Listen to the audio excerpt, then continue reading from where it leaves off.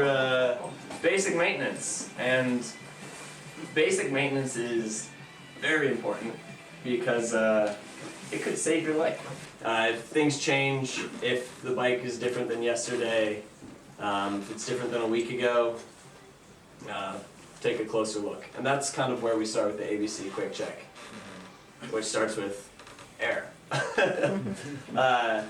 At all times, you want to make sure that your tires are properly inflated. And if you're not familiar, every bike tire will tell you how much it should be inflated. It says on the side wall. And a general gauge is, for road bike tires like this, they're 70 to 110, depends on the tire, and the bigger mountain bike tires are generally 40 to 60. But if you look right here, it says max inflate to 120 pounds pressure. It says max because I don't want to go above max. It's not like a speed limit where it's kind of shady area. Inflating them too high will give you potential for a blowout while you're riding down the street, and that is very dangerous to your health. Underinflation will increase the chance of getting flats, believe it or not. The harder the tire, the more it will just flick away as a piece of glass or sharp rock or thorn. Check for dry rot. When the rubber gets all crackly and crazed, it means you should probably get a new set of tires pretty soon. And if there's big gouges in the sidewall or in the tread, those are also things to look for. So that's A. A is air, and we kind of threw in tire, but just kind of, it fits. Start us off with B. And so every time I get on my bike, I kind of feel it, and I, squeeze both brakes, and I kind of move it back and forth. It's just habit. It's really smart. That's the one thing you don't want to ride down a big hill without, is your brakes working. And so that's just the really quick check, making sure that they stop you. Beyond that, though, probably once a week or so, depending on how much you ride, you're going to want to get down there and actually take a look at your brake system. And so it's really important. One of the worst things that happens to brakes is corrosion in the cable and the housing because of wetness, moisture, and with time. And so you won't have very fluid movement. And so that's one thing. You can usually feel it with your hand if it's fluid or not, but you can also see it's kind of, it just won't seem natural when you're squeezing it. And so that's the very first thing I check for, is the cable housing. And you can also usually see corrosion on this cable. That's a bad sign that it's starting to deteriorate. Orange isn't a good color. And when you squeeze your brakes, they shouldn't go all the way down to the handlebar, because that means that you're not getting enough stopping power. You should be able to max out your grip and still have room to go.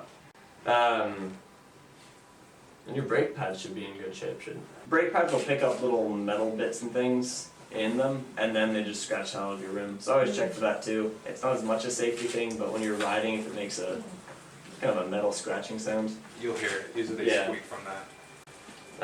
You also want to check to make sure that your brakes are evenly spaced on either side of the wheel. So always check your brakes. Brakes are they're one of the more important things to have on your bike, especially if you're riding in city traffic. And also another really important thing is the surface area of your brake pad touching the surface area of your rim. A lot of times we'll see brake pads that are actually rubbing on the rubber of the tire.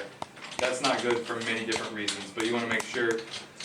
And also, we'll talk a little bit about it later, but brake dust, when the pad wears away, you'll notice on the rim like black, and it comes off on your finger. That's something to be it can actually cut your braking power in about half, from my experience. That's my scientific calculation. So watch out for it. And C is a bunch of things. It's chain, cassette or cog. If you've got any kind of play in your crank, it's not a good sign. If there's any play in the crank arm, it means that either your bottom bracket's getting worn out or you have a loose crank arm. Those are the common ones anyway. And those should be attended to. Next up is the chain. This is a chain. And this is the cassette or cog. Freewheel, it depends on your bike whether it's called a cassette or freewheel. What you want to look for here is broken teeth and just kind of wear on the cassette. It should be a nice kind of U. If it starts looking like shark fins, that means that your cassette's wearing out. And so the next thing to look at is your chain. You want to check and make sure that every little joint is malleable. Chains do stretch over time. The more a chain stretches, the more wear you put on your cassette and your crank. They say you should, at least in terms of mountain biking, you should replace your chain once a year. Because it's a lot cheaper to replace your chain than it is to replace your cranks and your cassettes. If you notice any play up here, if you can feel the stem moving back and forth, it means that you've got something loose in here. And probably just means that, well, it means you should probably take it all apart and check and make sure everything's good. But as just a quick fix that you should, if you have to get somewhere and you don't have the time right now, but we'll have in a couple days, tighten down these nuts right here. So the first way, and this is how I always notice that your derailleurs need adjustment, is the slipping. It'll pop between gears back and forth. You want it quick, responsive. If you hear a lot of noise, if you shift and it's like, or something similar, it means that your derailleurs probably are not properly lined up. Why it's making noise is because it's kind of in between two gears and it's getting caught on one for a moment, and that's what gives you the jerk before it slaps back down. For the rear derailleur, it's generally found right here. It's this little black plastic nut. So you're getting this sound. There you go. It's kind of popping back down every once in a while. That's no fun. Little adjustment.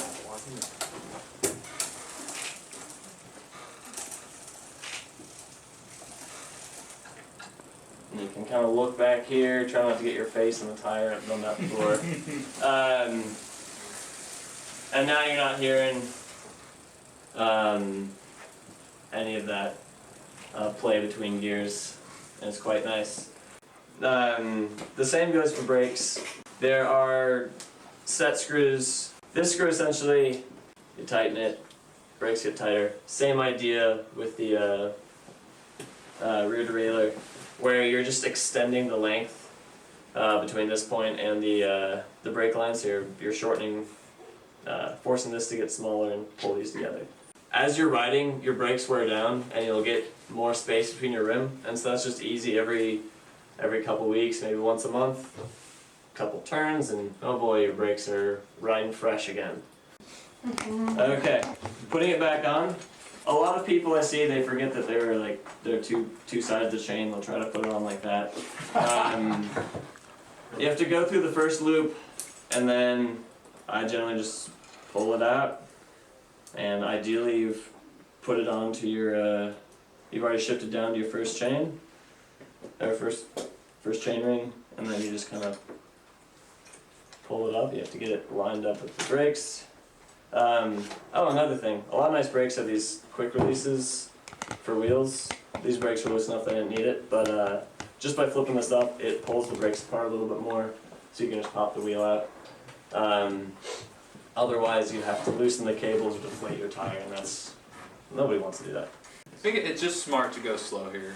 Yeah. Most times when people get their fingers caught, it's because you're going too fast. And also, if you can't get it up in there really easily because you're pulling against gravity, right? Maybe set it down and be really careful. Like, you just don't want to put a lot of weight if it's not in the right slot, right? Can you talk about chain maintenance, like just day to day, especially for Yeah. time? What should we be doing? That's something we should have touched on that we didn't. I'll get my little oil bottle and just kind of rub the nub of it on the chain.